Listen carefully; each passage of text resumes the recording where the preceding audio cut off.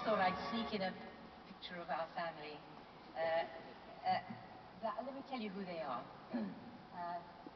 Beautiful girl on the top left is our daughter Amelia, our son Jeffrey, our daughter Jennifer, and then back here beneath Amelia is Joanna, or our Jojo, and then Blake, and that's Emma, and that's me, Mum. So we're quite a large family.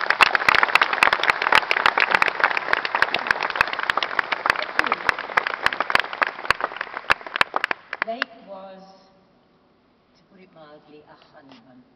An enormously talented and charismatic guy, great filmmaker. And working on a film with Blake was a joy, always. Except sometimes when Blake was directing me in a love scene, he would quite often yell, "Cut!" And then I would say, What? He said, "Well, it's fine, darling, but I know you can do it better."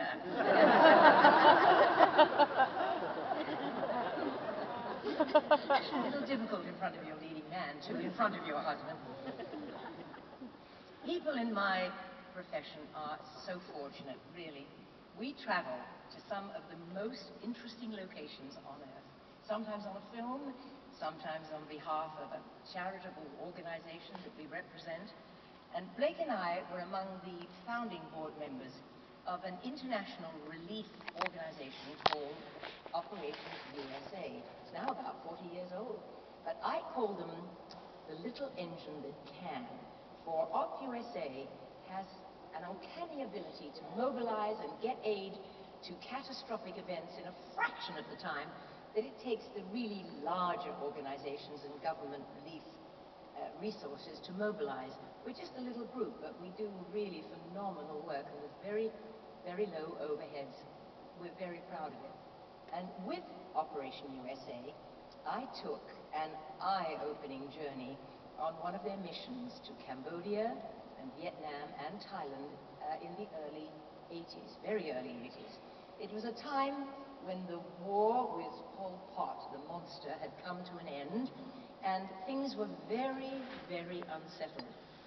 Of all the journeys that I've taken before or since, really, that trip to Southeast Asia had the most profound effect on me, and I think it influences my life, my view of life to this very day. I was keen to learn what I could from these countries for my children's sake. As you saw, Blake and I had adopted 2 beautiful babies from that region. But I also felt that it was vital to speak from experience when I'm representing an organization that I care so much about. It's one thing to see the agony and the human deprivation in the news, on our television screens, but I tell you, it is quite enough to actually, it is another thing to smell the stench of their living conditions, look into the eyes of a child who has given up hope, or to see the scarred limbs of young and old, many of them amputees, victims of the ever-present landmines. And it's all still going on, believe me. Now, at first, I felt very shy and apologetic about peering into the crowded tents of the refugees on the Thai border. I mean, I felt, what right did I have to intrude on their misery? But to my surprise, they really welcomed me so warmly, and they expressed their gratitude that I had come all that way. I'd come all that way personally to visit them. I was in awe of the courage and the sense of personal dignity that I witnessed on all sides, from the people in need to the marvelous nurses and doctors. Oh God, they give so selflessly, and yet they sometimes burn out very quickly because of all they see and endure. I came home from Southeast Asia feeling deep emotional turmoil, guilty that I at least had the chance to leave and to return to a really comfortable existence. And I felt overwhelmed, and I tried to communicate to anyone who would listen all that I had witnessed and I had learned, which is why I do speak about it wherever I go if I can. Now, therefore, once more, my travel horizons have been expanded, though these are not places from which you would necessarily send a wish you were here postcard, believe me. Between Mary Poppins and The Sound of Music and a couple of other movies, it's no wonder that I developed my squeaky clean image.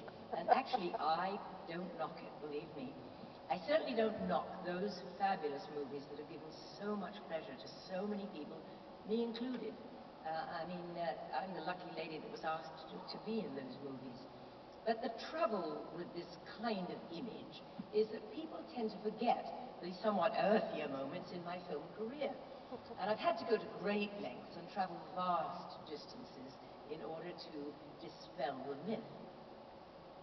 I went to London to lose my screen virginity to James Garner in a film called The Americanization of Emily.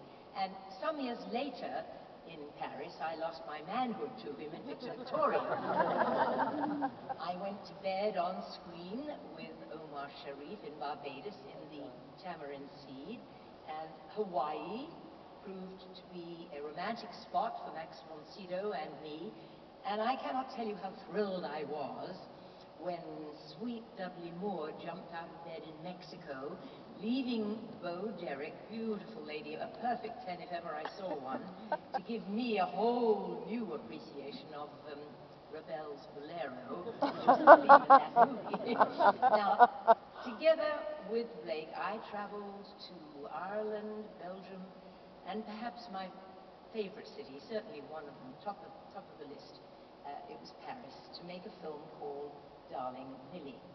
Now, Paris confirmed its justifiable fame as being the city of romance when, after a particularly hot and dusty day's work, Blake and I returned to our hotel. We'd been filming all day, it had been blazing hot, midges had come out in the evening dusk and had gotten under my wig, and it was just a mess, and I was being bitten as we were filming, and the tunnel coming back into the main part of Paris was filled with traffic. And we returned to the hotel just as the heavens opened up and released a deluge of rain. And stepping out of the car, that summer rain smelled so good and was so warm and refreshing. We just stood there. Blake and I turned to each other and we simply kissed passionately in front of a very smiling doorman. Now, here's the great part. 10 years later, we returned to the same hotel. And as we got out of our car, swear to God, that same doorman welcomed us and said, "Oh, the couple who kissed in the rain," he said. It's a true story. It's a lovely memory.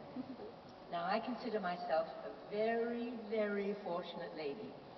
My work and my life have afforded me opportunities to visit places I could only dream about as a child.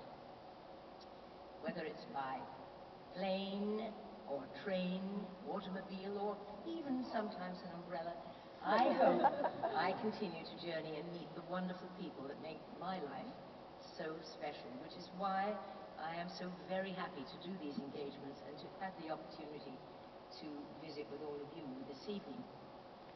Now, I'm going